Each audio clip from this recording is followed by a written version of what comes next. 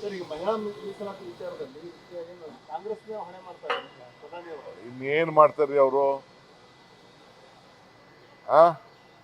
ರಾಜಕೀಯ ಡಿಮಾನಿಟೈಸೇಷನ್, ನಮ್ಮ ದಕ್ಷಿಣ ಭಾರತದ ಸೀಟ್ಗಳನ್ನ ಕಡಿಮೆ ಮಾಡಿಸ್ಲಿಕ್ಕೆ ನಡೆಸಿದಂಥ ಒಂದು ದೊಡ್ಡ ಷಡ್ಯಂತ್ರ. ನಮ್ಮ ಸೀಟ್ ಕಡಿಮೆ ಮಾಡಲಿಕ್ಕೆ ಒಬ್ಬ ಬಿಜೆಪಿ MP ಮಾತಾಡಿದಾರೇನ್ರಿ? ಎಲ್ಲ ಉತ್ತರ ಭಾರತಕ್ಕೆ ನಾಳೆ ಬೆಳಗ್ಗೆ ನಮ್ದು ಯಾರ್ದು ಧ್ವನಿ ಇರುವುದಿಲ್ಲ, ಬಿಜೆಪಿ ಅವ್ರದ್ದು ಧ್ವನಿ ಇರುವುದಿಲ್ಲ, ಕಾಂಗ್ರೆಸ್ ಅವ್ರದ್ದು ಧ್ವನಿ ಇರುವುದಿಲ್ಲ. ಎಲ್ಲ ದಕ್ಷಿಣ ಭಾರತನೇ ಕಂಪ್ಲೀಟ್ ಕ್ಲೋಸ್. ನಾವಿಲ್ಲದೆ ಹೋದ್ರೂ ಅವರೇ ಸರ್ಕಾರ ರಚನೆ ಮಾಡ್ಕೊಂಡ್ಬಿಡ್ತಾರೆ. ಆ ಪರಿಸ್ಥಿತಿ ತರ್ತಾ ಇದ್ದಾರೆ. ಅದಕ್ಕೆ for the first time UPA ಬಂದ UPA ಇಂಡಿಯಾ ಬ್ಲಾಕ್ ಎಲ್ಲ ಒಂದಾಗಿ ಇವತ್ತು ಅವ್ರನ್ನ ಡಿಫೀಟ್ ಮಾಡಿದ್ದೀವಿ. ಇದು ಪ್ರಾರಂಭ. It is the beginning of the NDA ಗೌರ್ಮೆಂಟ್ಗೆ ಒಂದು ದೊಡ್ಡ ಉತ್ತರ ಬಂದಿದೆ.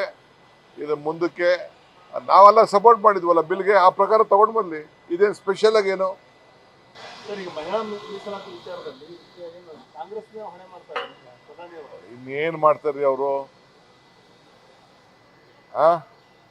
ರಾಜಕೀಯ ಡಿಮಾನಿಟೈಸೇಷನ್, ನಮ್ಮ ದಕ್ಷಿಣ ಭಾರತದ ಸೀಟ್ಗಳನ್ನ ಕಡಿಮೆ ಮಾಡಿಸ್ಲಿಕ್ಕೆ ನಡೆಸಿದಂಥ ಒಂದು ದೊಡ್ಡ ಷಡ್ಯಂತ್ರ.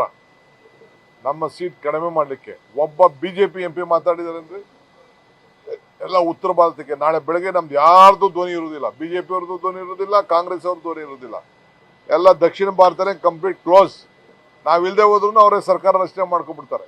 ಆ ಪರಿಸ್ಥಿತಿ ತರ್ತಾ ಇದ್ದಾರೆ. ಅದಕ್ಕೆ for the first time UPA ಬಂದ UPA ಇಂಡಿಯಾ ಬ್ಲಾಕ್ ಎಲ್ಲ ಒಂದಾಗಿ ಇವತ್ತು ಅವ್ರನ್ನ ಡಿಫೀಟ್ ಮಾಡಿದ್ದೀವಿ. ಇದು ಪ್ರಾರಂಭ.